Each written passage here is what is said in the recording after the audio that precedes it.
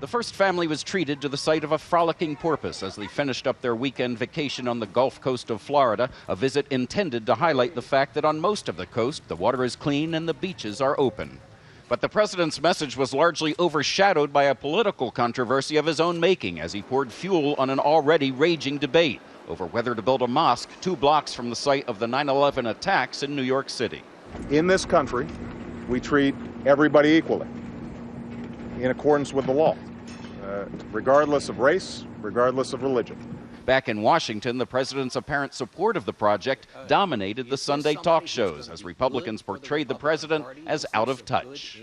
I think it tells you that he has a very disdainful view of the American people. The White House, the administration, the president himself seems to be disconnected from the mainstream of America. But the president also seemed to back off from his initial comments, saying that while Muslims have the right to build the mosque, that doesn't mean they should.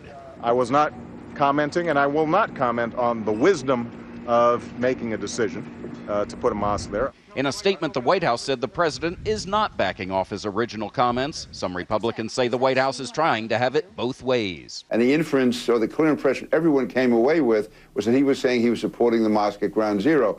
And he can parse it later on and sort of back away. But the fact is, that is clearly the impression I believe he wanted to leave. Republicans predicted the issue will help them in the November elections. But Democrats said the American people understand that freedom from religious discrimination is a fundamental constitutional value. This wouldn't be a controversy if it was a proposal to build a synagogue or church.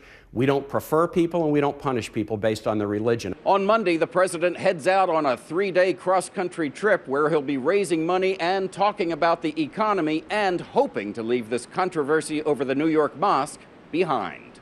Chip Reed, CBS News, Panama City Beach, Florida.